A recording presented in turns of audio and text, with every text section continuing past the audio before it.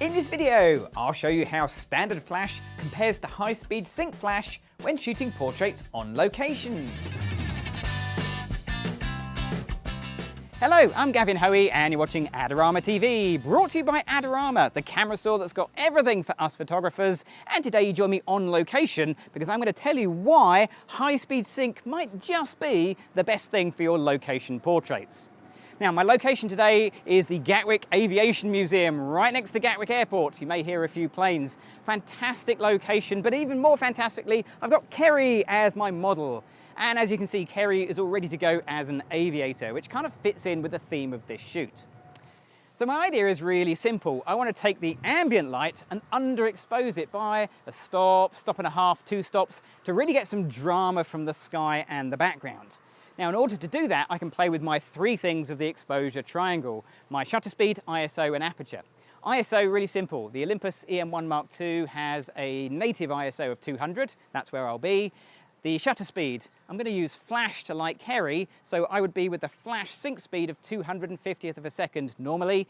And that leaves me the aperture. So let's see if we use those 2 settings, what aperture I get.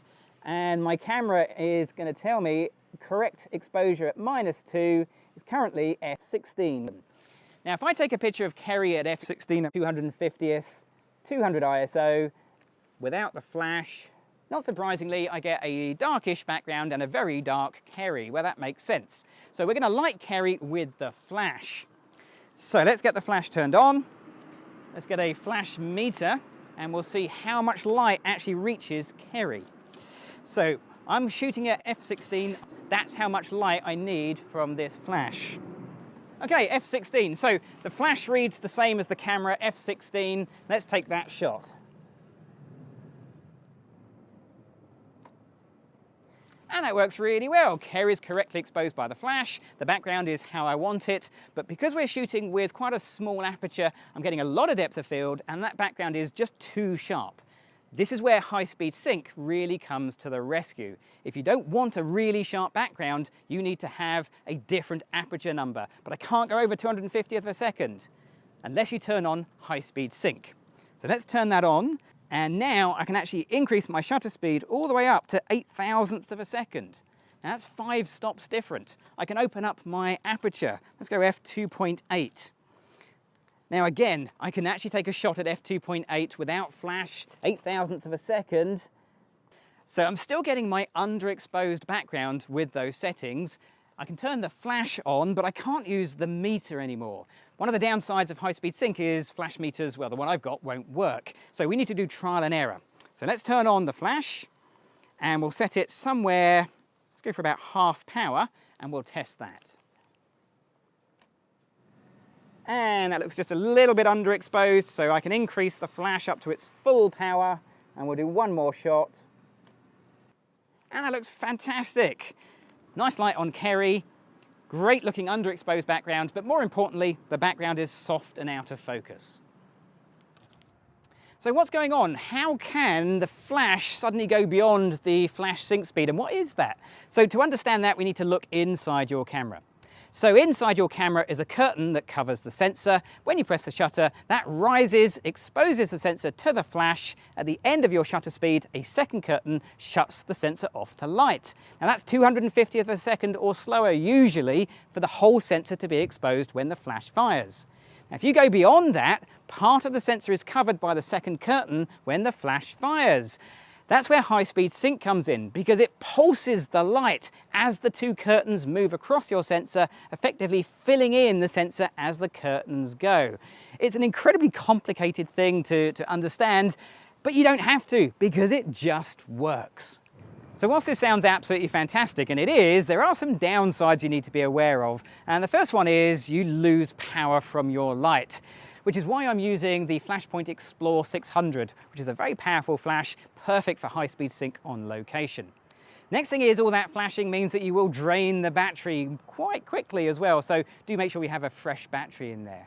Then there's the fact that I can't use my favorite flash meter with this. It just doesn't register the pulses as one single flash. There are meters out there that will, This isn't one of them. And finally, high-speed sync is unique to every camera manufacturer. So you need to make sure you get the right trigger and flash combination.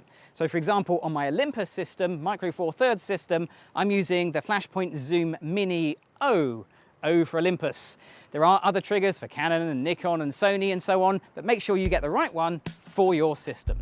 Okay, that's the basics. Let's do a few shots like this and see what great pictures we can get. So Kerry, are you ready? Okay, let's take some pictures.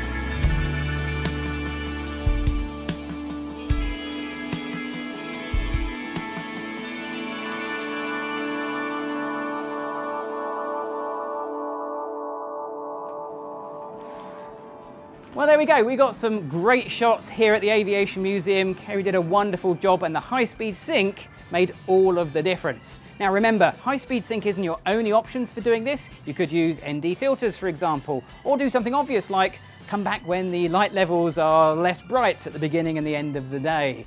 Now, if you've enjoyed this video, don't forget to leave me a comment below, but more importantly, subscribe to Adorama TV. You'll get more videos from myself and the other amazing presenters.